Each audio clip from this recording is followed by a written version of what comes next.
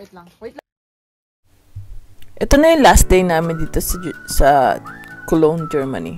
So, nag-volunteer si Michelle na i-tour kami. At bilang isang curious ba't may magandang upuan na basura dito, wala ko sana siyang bitbitin pa uwi. Kaso wala akong magawa kasi parang medyo nakakaya yung park na gagawin mo pa siyang extra upuan sa train. Tinur kami ni Michelle at naghanap kami ng mga Asian restaurant na pwede namin pagkainan.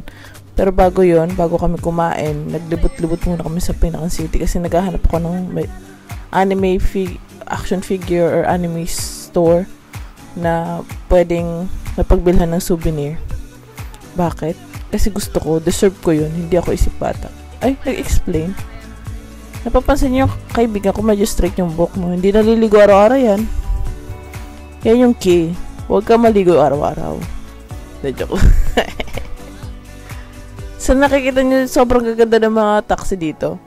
Yung taxi dito may BMW. Dito ko lang na-feel na parang, ay, ang rich ko pala. Yeah. Ito yung part na gusto kong magdrama at maglakad So, nasa highway pa nasa na? Ang cute ka, diba? Ay. So, nakarating na kami dito sa may action figure. Bumili ako ng isang action figure para sa design, para sa kwarto ko, syempre. Deserve ko to. Kahit malaki-laki gastos ko. Okay lang. Bukas toyo kakainin ko. Nagpunta na kami sa first time ko makapunta sa Pinakang Sentro dito kasi hindi ko naman alam kung paano pumunta dito nung una. Dito naman na-realize, ito, may bodega ng parang pwede kang magpadala sa Pinas ng package. Kaso, mahirap magpadala ng package dito sa Germany. Itong unggoy na ito pamilyar. Grabe naman pagkabubuhay. Ba't ba ako nag-shades niyan? Akala ko ba matangos ilong ko? Pagkakaalam ko kasi parang hindi eh. Nakikita niyo, sobrang ganda ng music na to. Na-appreciate ko itong mga street music artist talaga na to. Ewan ko. Kasi, diba? Tayo nga mag-video na sa public, din natin kaya ka siya magpo-perform pa, diba? Magbigay ka ng konting tip para to show the appreciation. So, nag-aaway kami regarding sa sing-sing na bibilhin. Bilang isang normal na tao, sa akin ako na yung pang sobra-sobra na yan at 799 euro na presyo ng sing-sing.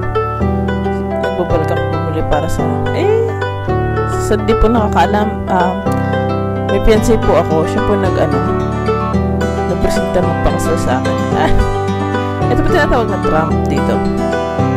Madalas, pwede siyang cover siya dun sa ticket na sinasabi ko every month.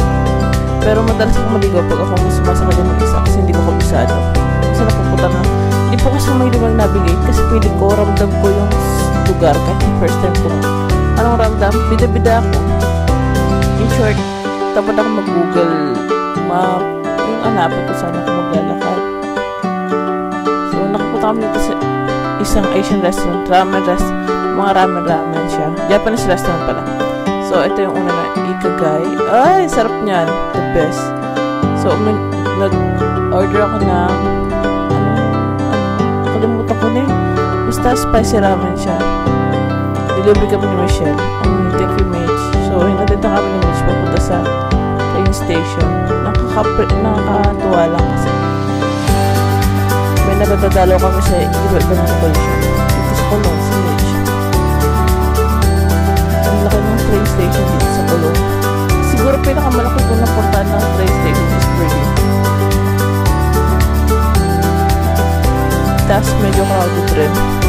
Ewan ko ba't sobrang crowded, sobrang daming tao dito tapos mga train station na napuntahan. As in, sarang saksikan siya. Makakabahan ka. Kasi madami yung pulis. Ang maganda dito kasi mga dress ng lugar.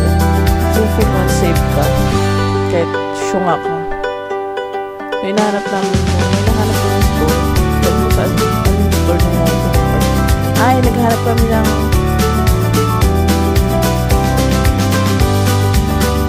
sasakyan. Kasi, nagbalak na kami mag-fix train nito. Oo, naka-fix train pala kami ito. Kasi ito yung magandang gawin. Fix train kayo or may ICE. ICE medyo expensive. Fix train okay lang pero syempre tayo, biglang nag-ihirap na tao. Doon tayo sa Peaks train. Nahanap na namin station ko sa Kalagaling. So, makaipunta na sa train na baby Michelle namin. Oh. Medyo na-miss ko rin si Michelle. Sobrang tagal namin hindi nagkita. Tsaka, nakapag-banding. So, sobrang sulit yung punta namin. Siyempre, magbabalak pa rin kami pumunta. So, ito na yung biyahe namin. Medyo mainit nga pa rin yung biyahe namin. Sobrang nakakatuwa kasi pagdating dyan sa lugar namin, sobrang lamig eh. Dito mainit-init talaga. Kaya ito yung view. Na-appreciate ko tayo mga view dito. Magala ka. Ito ang kasama ko. Hindi rin kami uminom. So, andito na kami sa Hamburg.